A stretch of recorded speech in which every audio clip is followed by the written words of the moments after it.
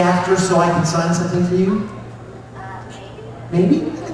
If you do, I will squeeze the life out of you. Okay? Yes.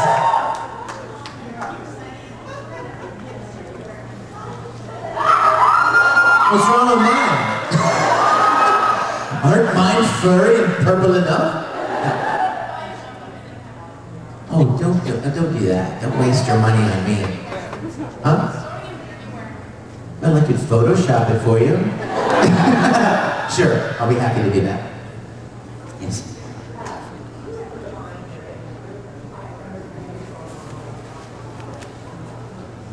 I love that question. Is it too early for us to get a little deep? No! Did you hear the question? No! She said, do you ever find that any of the violence or some of the themes in anime conflict with your beliefs? Absolutely. Obviously. Okay, so she says, so how do I deal with that? A couple of different ways. Number one, you guys will never know how many shows I refuse to be in. For every show that I've been in, there are shows that I went into audition for and I'm like, you know what, I'm sorry, I can't do this. And I left. And to the point even where a lot of directors won't even ask me to audition for a show because they know what I try to believe, what I do believe and what I try to stand up for. So they'll literally call me and go, or 2 weeks after they cast a show, they'll say, hey dude, I'm sorry, I mean, I know you know we had auditions for this show, but I knew you would want to be in this show. There was one show that I didn't know anything about, and I heard the director was working on it. The director was a friend of mine. I'm like, dude, it was love, man. How come I didn't get to even audition for your show? And we were walking down the sidewalk at Austin Convention, Ushikan, and we were walking down the sidewalk to dinner, and I'm like, dude, why didn't you let me audition for this? And he stopped and he looked at me and he goes, trust me, Vic, you don't want to be a part of this show. I would say. Because there are other people that are here that weren't, and that's their choice. So that's my first answer, is that there are a lot of shows that I refuse to be a part of. Many of you know Sayuki. What you may not know is that Stephen Foster originally wanted me to play Gojo. But when he called me in for auditions, he said, guys are like, well, what are you working on right now? I'm working on, of course, Bleach still. YouTube. And let's see, working on a show called Wallflower. Oh my gosh, go ahead and stop the video. It's actually rolling, so pause it for a second. I can hear it, so we got audio and everything. You are the coolest. What's your name, my friend? Ahmed. Give it up for Ahmed! Dude, I've been at conventions. It took them 4 days to get the DVD player working, so I love you. Working on Wallflower, working on second season of Tsubasa Chronicle. Because Phi's just hot. I know. All the parents in the room right now are going, oh my God. What did I do to deserve this? Right?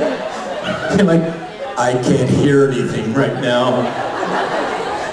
Dogs barking 3 blocks away. Let's see. I just did a couple of really great video games, and you know how they are with video games, not allowed to talk about them. So I'm sorry I can't talk about those yet, but I'm excited. You will enjoy them. Persona 3, yes? Some Persona 3 fans here? Yeah. Junpei, he's cool. Is my Junpei cosplayer here? There's a guy running around dressed as Junpei, and it was just too awesome. He looks so great. Okay, I'm working on a couple of other things that I'm not allowed to talk about yet. So, contractual obligation. What? Oh, look! Hold on, high school news club! What did he say? Who are you? You only own her school. You have a bear. Could you be Tamakisuo? I like. Thank you, sweetie. Yes, I want to wear one of those jackets. Do it in English. Okay. Oh no, that would probably be too small for me, I think. Well, why not? Let's try it.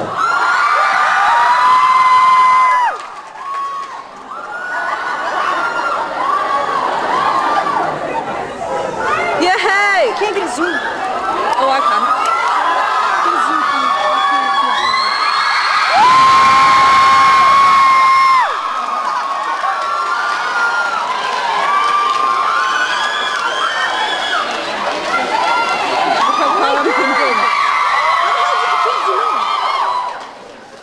I feel like Lou Ferrigno. A startling metamorphosis takes place. Can you believe? Sorry?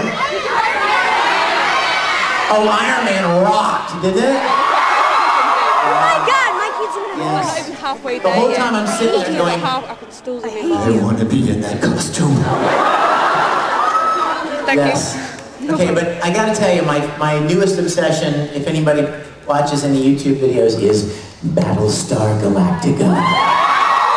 It's a great show, you guys, great show. In fact, I missed it last night, so I need to I know, right? So I need to get online and find out. Okay, we don't have a lot of time to, I know, it's not fair, we should stay here all night. Okay? I'll stay if you'll stay.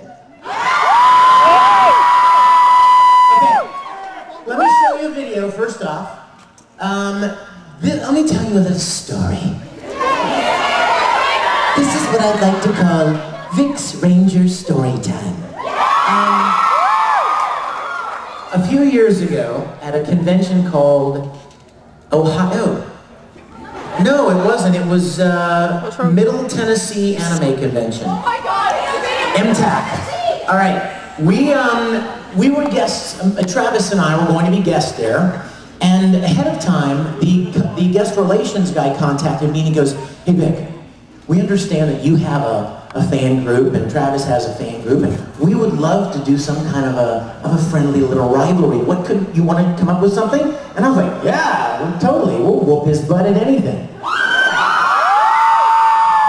Who'd whoop his big Sasquatch butt? Anyway. So we were kicking around some ideas, and one thing was like karaoke maybe, or capture the flag, and then the clouds opened, and from the heavens the Lord said, "Dodgeball." And so I was like, "Yes, Lord, I hear and obey." And so we started this, we had this dodgeball match.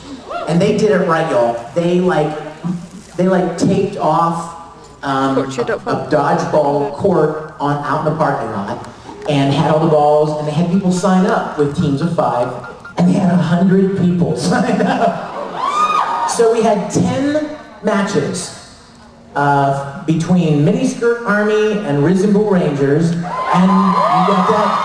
And you know where I'm going with this, don't you?